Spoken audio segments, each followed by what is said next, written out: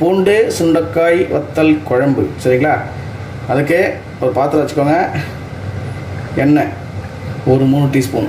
சரிங்களா? எண்ணெய் காயட்டும். எண்ணெய் லைட்டாக காஞ்சிச்சு. தாளிக்கிறதுக்கு கடுகு பொரியட்டும். கடுகு பொரிட்டு காஞ்ச மிளகா 2, கூடவே வெந்தயம் ஒரு 1/2 டீஸ்பூன். சரிங்களா? ஒரு 4 பல்லு பூண்டு இதுமாரி கட் பண்ணி வச்சுருங்க. போட்டு எண்ணெயிலே நல்லா வதக்கிடுவோம்.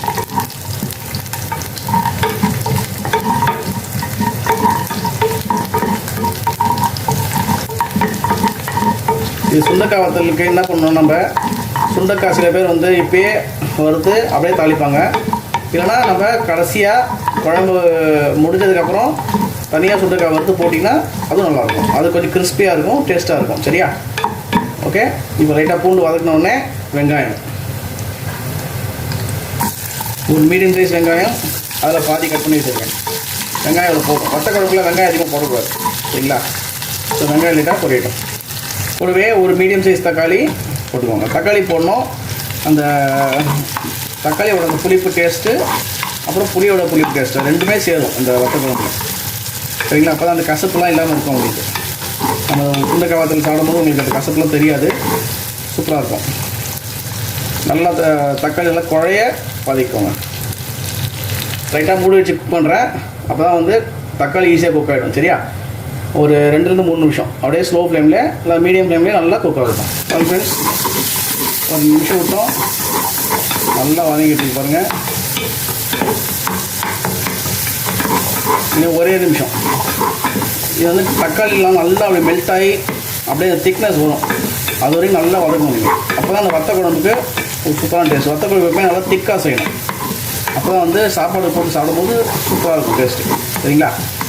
ஸோ லைட்டாக இன்னும் ஒரே நிமிஷம் மூடி வச்சிடலாம்.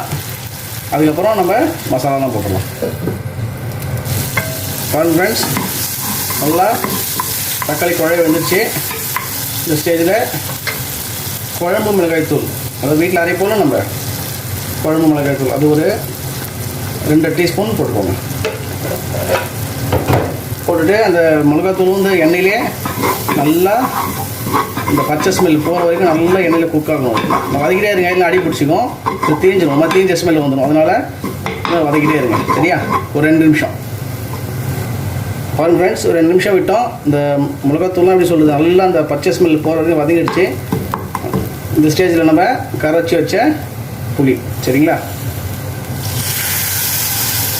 நல்லா திக்காக கரைச்சிருக்கேன் புளியை.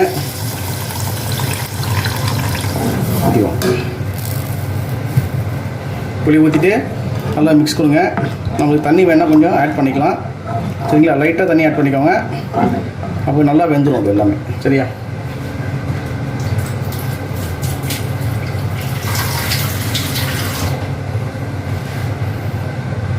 லைட்டாக தண்ணி ஆட் பண்ணிட்டேன்.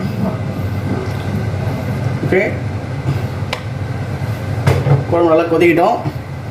கொதித்த உடனே நம்ம இன்னும் கொஞ்சம் உப்பு போட்டு அப்புறம் கருவேப்பிலை தூவிட்டு கடைசியாக சுண்டை வத்தல் இருக்குல்ல, அது இப்போ எண்ணெய் லைட்டாக வதக்கி போட்டுருணும். ஓகே ஃப்ரெண்ட்ஸ், நல்லா குழம்பு நல்லா கொதிக்கிட்டு பாருங்கள். இந்த ஸ்டேஜில் நம்ம குழம்புக்கு தேவையான உப்பு சரியா போட்டு இன்னும் ஒரு 2 நிமிஷம் விட்டுடலாம்.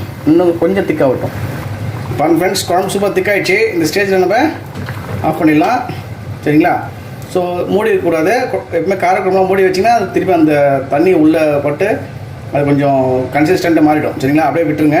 இப்போ நம்ம சுண்டைக்காய் வத்தல் அதை வந்து பொரித்து இதில் போட போகிறோம். ஓகே பாருங்கள் ஃப்ரெண்ட்ஸ், நல்லா சூப்பர் சிசில் ஆகுது. சும்மா ஒரு கை சுண்டைக்காய் வத்தல். சரிங்களா?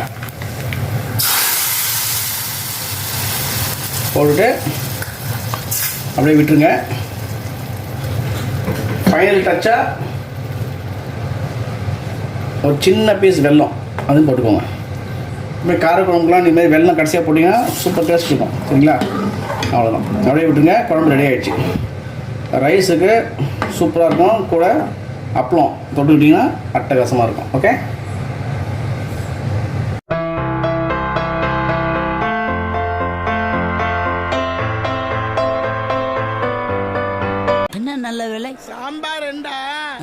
2-3 கரண்டி ஊத்த வேண்டி இருக்கும். காரக்குழம்பு என்றால் ஒரு கரண்டி போதுமே.